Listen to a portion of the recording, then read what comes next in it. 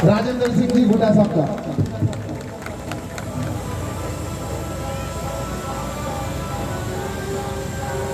सबसे पहले भारत रत्न डॉक्टर भीमराव अंबेडकर साहब को नमन करते हुए मंच पर विराजमान हमारे विशिष्ट अतिथि BL भाटी साहब, जो नागौर के लाडलू की धरती से चला के हमारे यहाँ आए, उनका बहुत बहुत धन्यवाद।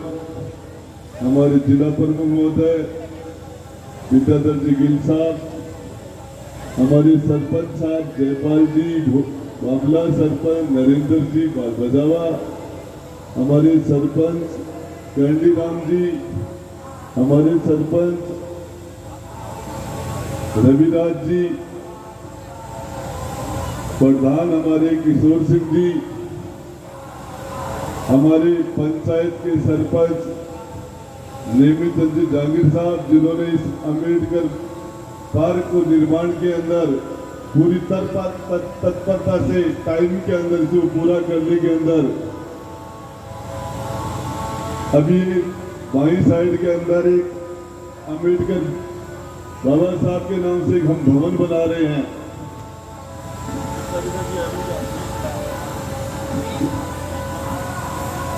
20 लाख रुपए की इसके लिए मैंने घोटकी गांव के मेरे सभी भाइयों से कहने के ऊपर जरूरत भी थी, उसके हिसाब से हमने 20 लाख रुपए देके विधायक कोटे से और एक शानदार भवन बनाया। यह भी 20-25 दिन में बनकर तैयार हो जाएगा। इसका दोबारा लोकार्पण होगा।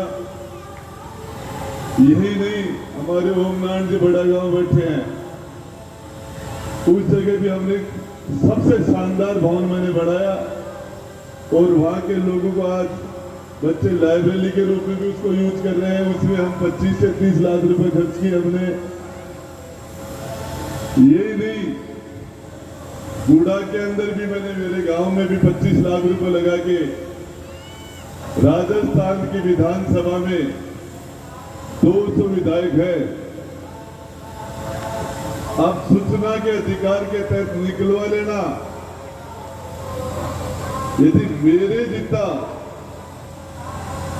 शेड्यूल कास्ट के वर्ग को किसी ने MLA फंड में, किसी ने मेरे जितने पैसे किसी ने भी दिए हो, तो लाके उसका नाम बता देना मुझे। एक आदमी, ऐसा कोई आदमी है तो उसको मैं मेरी जेब से 11 लाख रुपए की इनाम दूंगा। कोई दूसरा आदमी बता दे तो पूरे राजस्थान में कोई दूसरा आदमी जिसने मेरे जितना बजट दिया हो और ये कोई सूचना मुझे दे दे, उसको 11 लाख रुपए मेरी जेब से दूंगा। ये BL भाटी साहब, ये जो पार्क बना है, ये संगठित होकर और संघर्ष से ही बनाए। इस पिछले राज के अंदर हमारे यहाँ के मेरे मेघवाड़ समाज के भाइयों ने, बाकी गांव के सभी लोगों ने बहुत प्रयास किया था। ये राजू ठेकेदार जी उस प्रयास में सबसे अग्रणी थे, हमारे तेजपाल जी भी थे, पूरी जान लगाई थी साहब। और सामने वालों ने पूरी ताकत लगा दी, कुछ भी हो जाए यहां अंबेडकर पार्क नहीं बन सकता। मैं आपको बताना चाह रहा हूं, उन्होंने अपने ये पार्क बन के तैयार हो गए आज, और बाबा साहब की मूर्ति भी लग गई है, आदमकद प्रतिमा। ऐसी और प्रतिमाएं, ऐसे और पार्क हमने घुटा बावनी में, खेदड़ू की डाड़ी में इससे 3-4 गुना बड़ा पार्क बना है, ज्यादा पैसे दिए हैं, आदमकद मूर्ति बनी है। सभी जगह बड़ा गांव के अंदर हमने बाबा रामदेव जी का मंदिर के लिए जन उपयोगी भवन बनाया। 20 लाख से ज्यादा पैसे लगा के रामदेव जी के मंदिर बेगवाड़ों के मोहल्ले में हमने उदयपुर वाटी में एक शानदार हॉल बनाया। आज बाबा साहब की मूर्ति के ऊपर ही एक हॉल का काम पचलंगी में चल रहा है। ये काम शायद हमारे नरेंद्र जी बैठे, बजाव में भी चल रहा है। ये कोई गवर्नमेंट की स्कीम नहीं थी, जरूरत थी लोगों की, उसके हिसाब से काम हुआ। बीएल भाटी साहब, सच बात है, ये जिला अग्रणी जिला है। ये जिला शिक्षा के अंदर, व्यापार में, बिजनेस में, नौकरियों में राजस्थान में सबसे आगे जो जिले हैं उनमें से पहले पायदान पर खड़ा हमारा झुंझुनू जिला। और यही कारण है कि मैं राजनीति में तो बहुत बाद में आया था। जब हम कॉलेज और स्कूल में पढ़ते थे उस टाइम में हमने एक दलित एक्शन कमेटी बना के काम शुरू किया था। ये गिरधारी लूणिया बजावा वाला ये बैठा, ये हमारे नागर जी बैठे, ये 30 साल पुराने इस ऊंच नीच के खिलाफ, इस छुआछूत के खिलाफ, इस गैर बराबरी के खिलाफ, इस अन्याय, सामाजिक अन्याय के खिलाफ जो एक इंसान के साथ गैर बराबरी का बर्ताव किया जाता था, ये लड़ाई आज से 30 साल पहले। और वो मेरे साथी जिनके सबके चेहरे मेरे सामने तो यहाँ बैठे हैं। 30 साल के बाद में पैदा होने वाले बच्चों को तो पता भी नहीं है कि वो लड़ाई किस तरीके से लड़ी गई थी, किस तरीके से। आज हम संख्या बल के अंदर झुंझुनू जिले के अंदर शेड्यूल कास्ट या चौथे 5वें नंबर पर है। संख्या बल नहीं है, लेकिन मनोबल के ऊपर ये हमारा हम नंबर 1 पर है, मनोबल। और इस मनोबल को उठाने के लिए जो हमने काम किया, आज वो पेड़ पौधा जो हमने बिल्कुल छोटा लगाया था, आज वो पेड़ बढ़ के खड़ा है। और ये संघर्ष का प्रतीक है। ये संघर्ष से बड़ा, ये सब लोगों को पता है, ये पार्क आज से 7-8 साल पहले बन के तैयार हो जाता। लोगों की इच्छा भी थी, लोगों ने प्रयास भी किया, लेकिन सत्ता का दुरुपयोग करके, और जिस तरीके से, ये तो छोटी सी बात है, बाबा साहब का झुंझुनू जिले के अंदर जो स्टेचू बना, बाबा साहब का अम्बेडकर पार्क बना, और ये डॉक्टर भीमराव अंबेडकर के साथ जुड़ा हुआ है। जहां ये नाम आएगा वहां बरेकर तो आएंगे, इस नाम के साथ बरेकर आते हैं।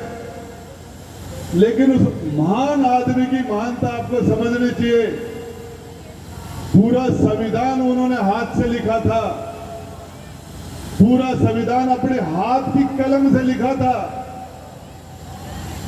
और उस कलम के अंदर पूरे जिंदगी उन्होंने जहर पिया था, छुआछूत का, गैर बराबरी का। आप सोच सकते हो, महाराष्ट्र की धरती के ऊपर एक दलित के घर में एक छोटा सा बच्चा पैदा हुआ था। उस बच्चे को एक भले आदमी ने पहचाना था और पता था कि बच्चे की प्रतिभा को समझ के बड़ौदा महाराज गायकवाड़ ने उस बच्चे को, जिस टाइम हमारे हिंदुस्तान में लोगों को पढ़ने का अधिकार नहीं था, शेड्यूल कास्ट के लोग हैं चाहे वैश्य समाज के लोग हो, अलग अलग पढ़ना और पढ़ाना सिर्फ ब्राह्मण का काम था, क्षत्रिय का काम था सिर्फ लड़ाई करने का, रक्षा करने का। ऐसे तो क्षत्रिय को भी पढ़ने और पढ़ाने का अधिकार नहीं था। उस जमाने के अंदर डॉक्टर अम्बेडकर को बड़ौदा के महाराज गायकवाड़, जिन्होंने उस युग के अंदर अमेरिका के अंदर पढ़ने के लिए भेजा था, अमेरिका में एक गरीब के बच्चे को, एक दलित के बच्चे को, आज हमारे लोग बड़े बड़ी कुर्सियों पर बैठे बाबा साहब के आरक्षण की वजह से बैठे हैं। कितने लोग हैं ऐसे जो अपने परिवार के बच्चे भी उनकी मदद करते हैं। कितने लोग हैं जो बाबा साहब के बताए हुए रास्ते पर चल के और एक गरीब का उत्थान करने के लिए काम करते हैं। मैं आपको बताना चाह रहा हूं, विश्वनाथ प्रताप सिंह हिंदुस्तान के प्रधानमंत्री बने थे।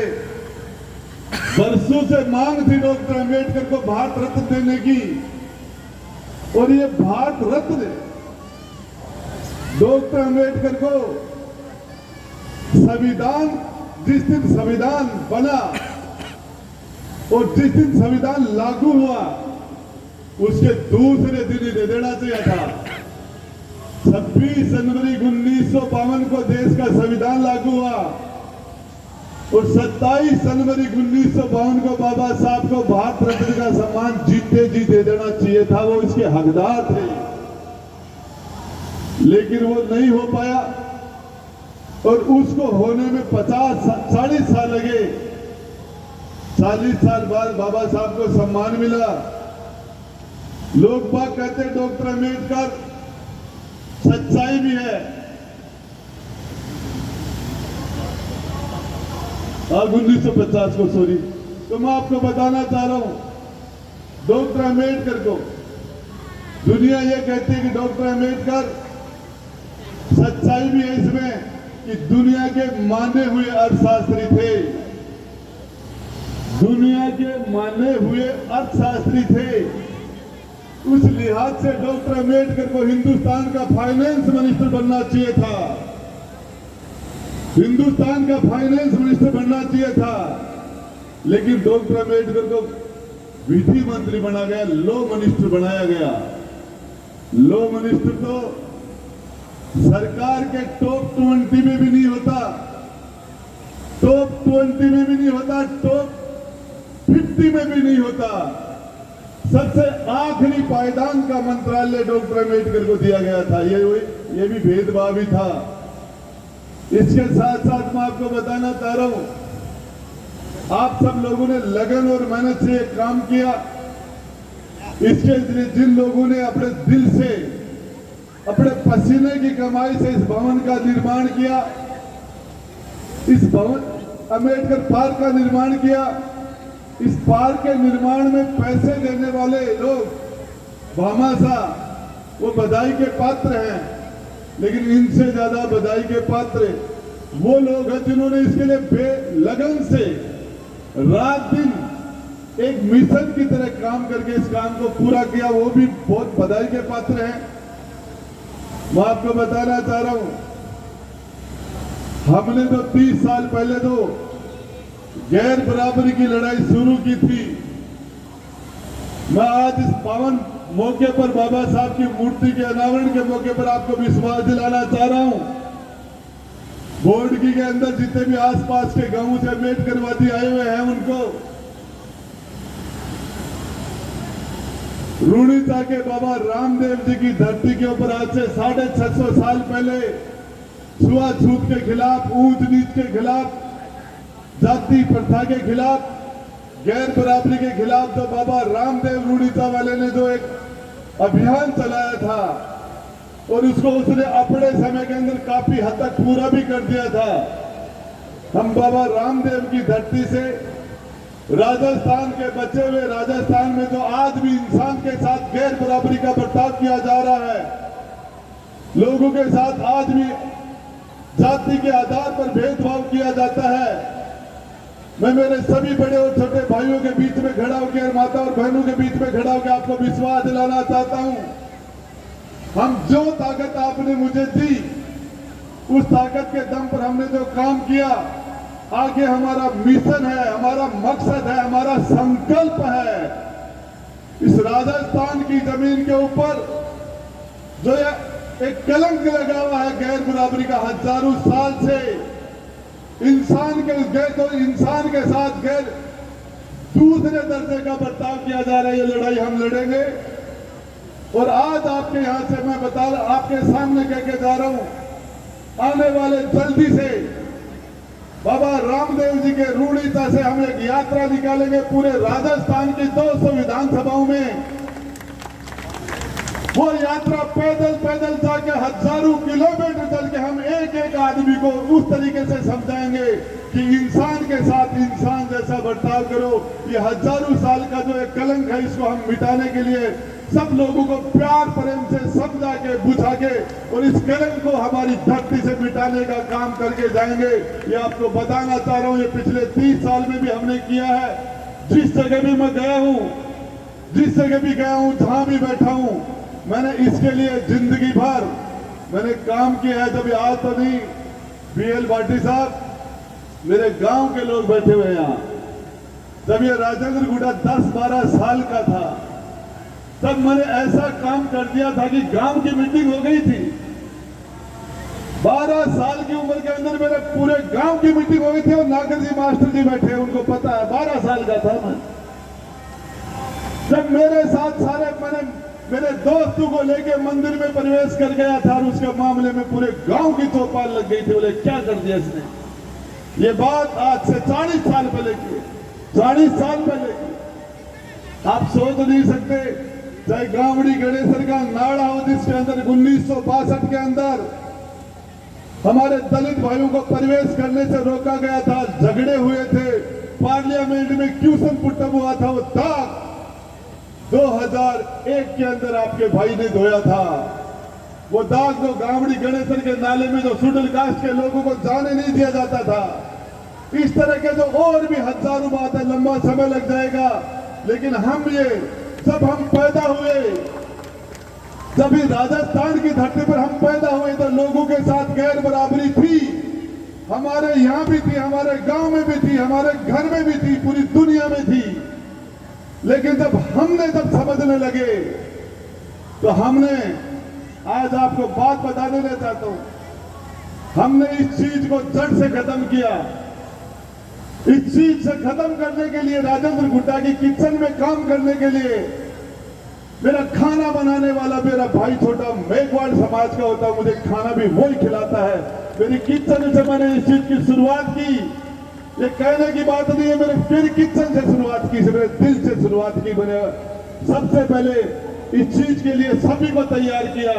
और आज आपके मेरे सभी आसपास के गांव के भाई को बताना चाह रहा हूं, ये कलंक राजस्थान की धरती पर तो मिटेगा उसके अंदर।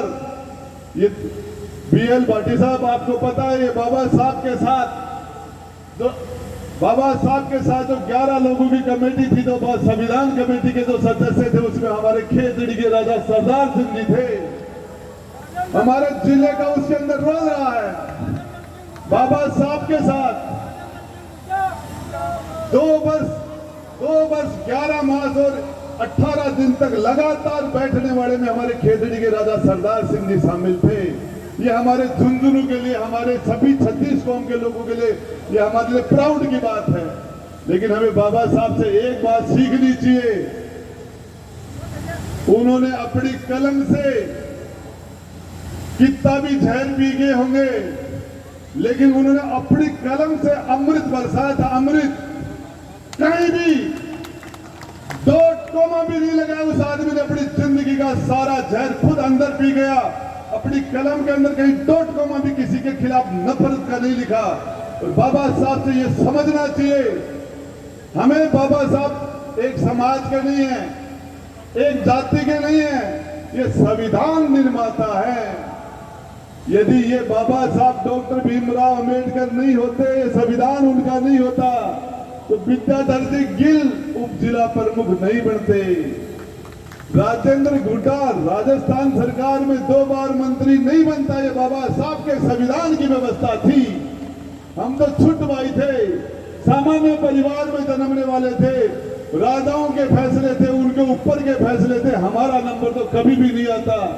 हम उससे इस झुंझुनू जिले में, इस उदयपुर वाटी में पहला व्यक्ति हूं मैं जिसको बाबा साहब के संविधान का सबसे ज्यादा लाभ मिला, सबसे ज्यादा फायदा हुआ। क्योंकि पहली बार और दूसरी बार यार 70 साल में मंत्री मैं ही बना।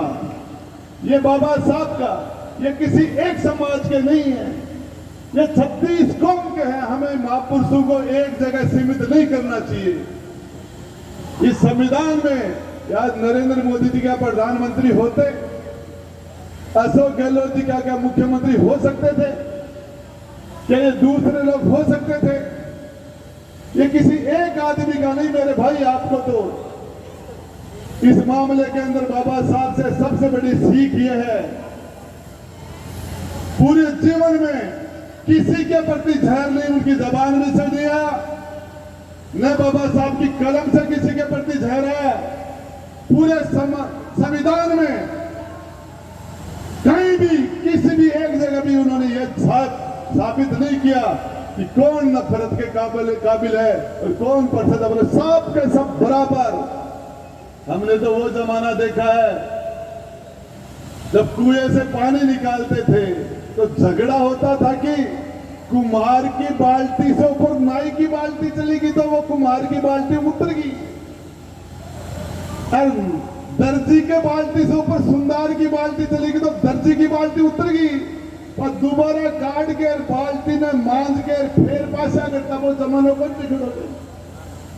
आज जाती ऊंची है, आज जाती नीची है, लड़ाई चलती बोलो हमारे गांव में पानी लबा जाता है, स्कूल में जाबा की जल्दी के मायने बाल्टी ने जल्दी खींच लेता, हमारे जांगीर समाज आगे बाल्टी नीचे रहते तो बोले आ तो उतर गई, और बी के बाद में भी बाल्टी ने वो पानी दौड़ के काटेड़ी ने और दोबारा मांझ के कुआ के माए पासा करता, लोगों का कुआ नहराया करता, लोगों का परिंदा नहराया करता। आज भी बात चीज 100% खत्म को नहीं है। घरासू निकला चाहे झुंझुनू जाओ चाहे जयपुर जाओ, गेला के मायने निकलता है बिल्ली आटी फिर तो झटको लाग गया है कि बिल्ली गेलो काट की झटको लाग गया है। डॉक्टर ऑपरेशन करवा लगा, छींक आ जाए तो वो पत्ती ने ब्लेड ने मेल दे गया, छींक दिए 1 मिनट डट जाओ। ये मानसिकता, इसको बदलने की जरूरत है, इस तरह की चीजों को बदलने की जरूरत है। ये इन चीजों को एक दिन में नहीं, ये सरकारें आजादी के 75 साल बाद में जो काम नहीं कराई, 75 साल बाद भी छुआछूत ऊंच नीच आज सारा राज्य हो रहा है, ऐसा राज्य हो रहा है कि हमारा जिला का मायने छुआछूत को है, पर फेरा करा बताई जगो बामण बाण्यार कुम्हार खाती नाई दर्जी ठाकरे का आवाज जगो वो आता मीणा का फेरा भी कराओ, और मेघवाणा का पंडित दूसरा हमें है, बोले महाराज हमें ओके है, अरे पंडित बुला रहे और फेरा भी कर रहे हो, पर पंडित बचा सबका पंडित फेरा कराओ, मैं थारा क्यों को नहीं आ रहा, अभी और छोड़ो और 60 वो बाकी है, अभी छठे को नहीं आया, अभी आपने चलो पंडित कोई अभी से फर्क नहीं पड़ा, पर जगो फेरा कराबो आ रहे है, जगो पंडित कितना % करांगे माना आज पंडित, कुछ प्रोग्रेसिव लोग है जगह 5% करांगे माना आज पंडित सारे का जाए है, लेकिन 95% तो मेघवाड़ आपका पंडित आप ही बना रखे, बोले ओ बामण बोले तो मेघवाड़ ये वो सक वो ठगे मना रहे हो, दाग में कताग आदमी जा रहे हैं बोटा हाथ में तो आ जाओ बैठ बात ही, पर इस चीजों को ठीक करना पड़ेगा, ये मानसिक बीमारी इनको ठीक करना पड़ेगा, ये हर जगह, ये आप क्या सोच रहे हो, मैं आपको बताना चाह रहा हूं कि झुंझुनू जिला पढ़ा गया है विकसित नहीं, ये 5000 साल की बीमारी है, इसको ठीक करने के लिए प्यार से प्रेम से हाथ जोड़ के मुस्कुराहट के गुलाब का फूल दो कि सबके फेरे करा रहे हो महाराज हमारे भी करा दो, प्यार से लोकतांत्रिक तरीके से आ जाएंगे, एक दिन नहीं आएंगे, दूसरा गुलाब का फूल दो आ जाएंगे,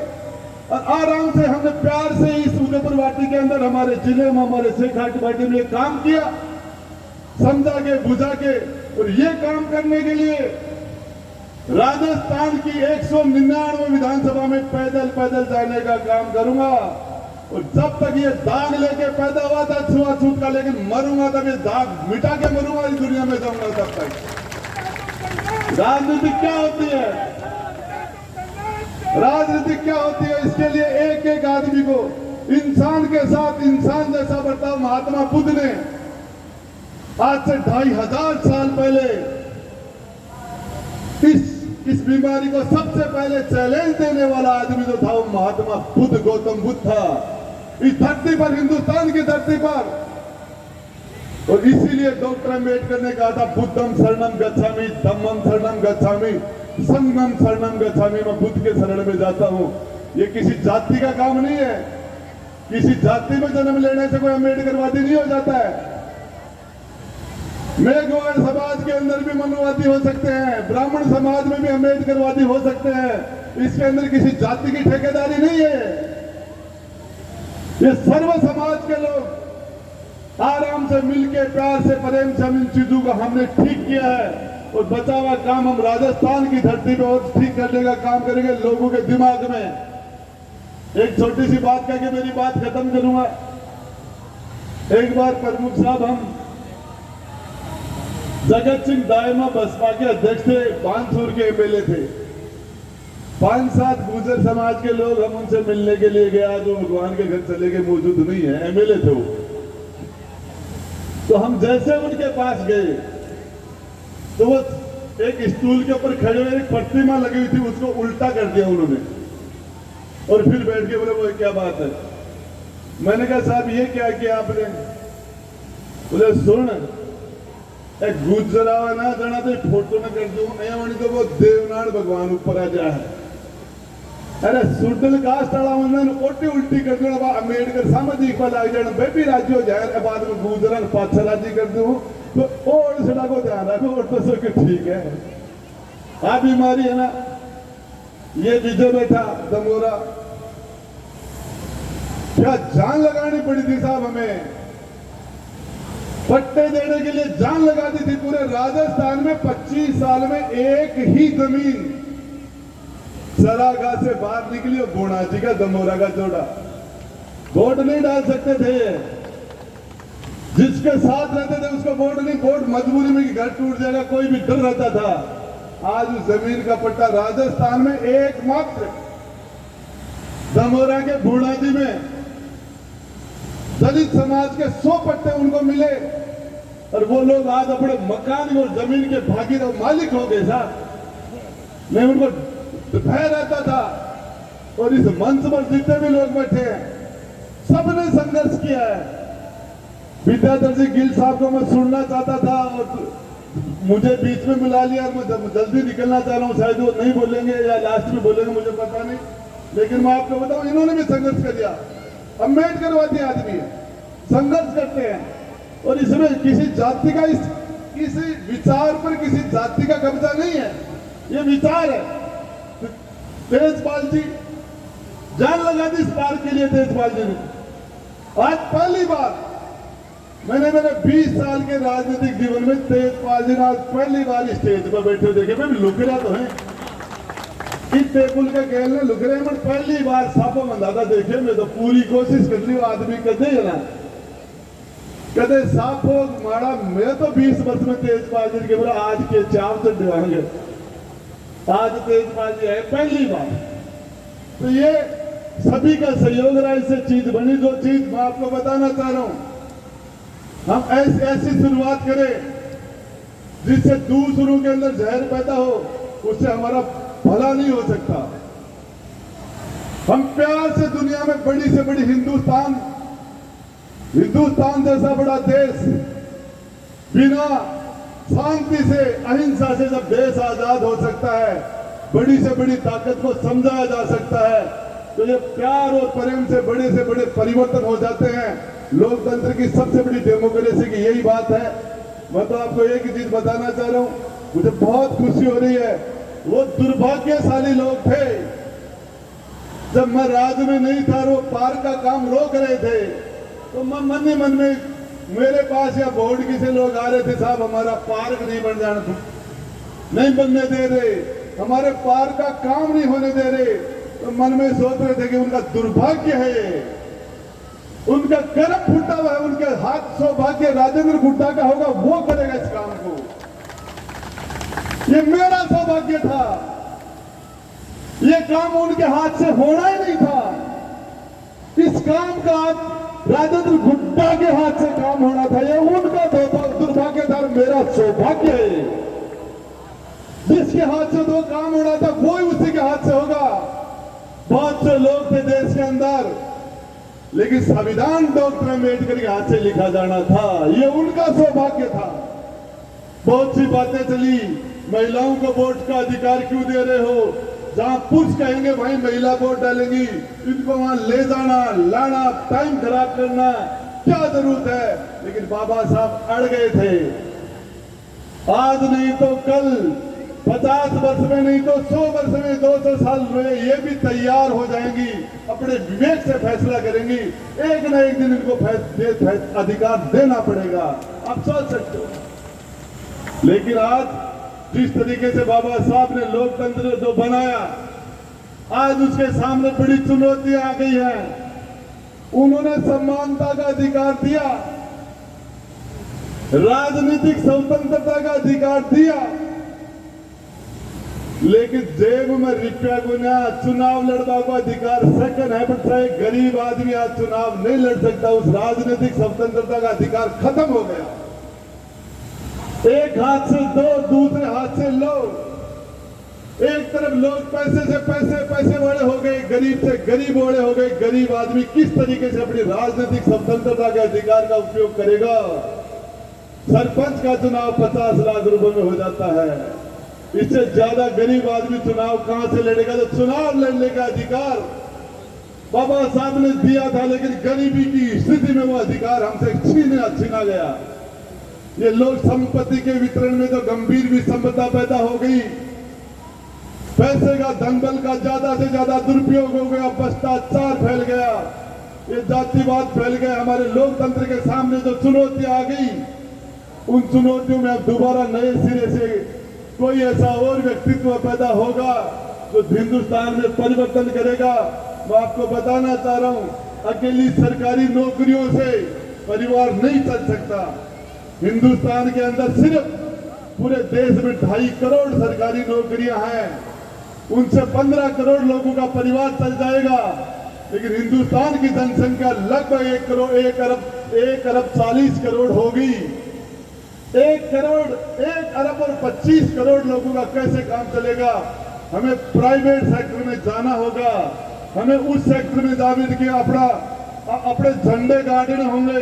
हमारे लोगों को रोजगार के बारे में हमें सोचना पड़ेगा। सरकारी नौकरी के बाद जाके भी हम किस तरीके से हमारे नौजवान को हम रोजगार देके सक्षम और मजबूत बना सकते हैं, सरकारों को ये फैसले करने पड़ेंगे।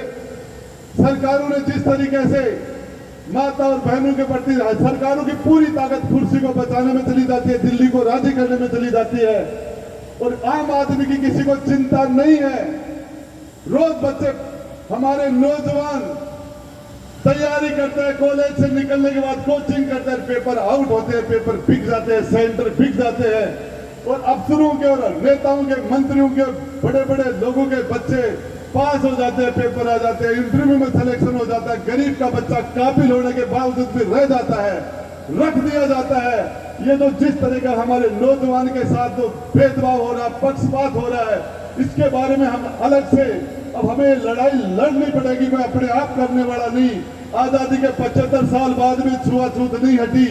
ये सारी चीजें हमें खुद को ये काम करना पड़ा, आगे भी हमको खुद को ही करना पड़ेगा। ये नौजवान जो आज एक कारण से सरकार की नौकरी नहीं मिल पा रही है, उस दलित समाज के बच्चे का भविष्य नरक में चला जाता है, और उसके लिए दूसरे समाजों के लिए भी हमें इस मामले में सोचना पड़ेगा। खेती घाटे का सौदा हो गया, आज खेती जमीनों में पानी रहा नहीं, किसानी घाटे का काम हो गया, और आज फसल आज सब जल रही है, बारिश नहीं हुई। ये सरकारों को बड़े फैसले लेने चाहिए। आज का आप शानदार कार्यक्रम किया आपने, और इसके लिए आपने अपना बहुत महत्वपूर्ण समय निकाल के आपने अपना समय दिया, आपने हम लोगों को बुलाया, मान सम्मान दिया, उसके लिए आपका बहुत बहुत आभार व्यक्त करता हूं, और आपसे माफी चाहता हूं। एक घटना हो गई थी आने से पहले, रास्ते में कोई मधुमक्खी ने, किसी छत्ते ने बच्चों पर अटैक कर दिया, लोगों पर अटैक कर दिया। 2-3 लोग ज्यादा सीरियस थे, गुड्डा के अंदर लेके आए, उनको झुंझुनू रेफर कराना पड़ा, उनको भेजना पड़ा, उनकी इलाज की व्यवस्था करनी पड़ी। इसलिए आपको आधा घंटा, पौन घंटा वहां धूप पे खड़ा रहना पड़ा। इसके लिए आप सबसे हाथ जोड़ के माफी मांगता हूं, और आप, मुझे पता है कि आप मेरे बड़े और छोटे भाई मुझे माफ कर देंगे। और इसके साथ साथ शानदार काम किया, इसके लिए आपका धन्यवाद।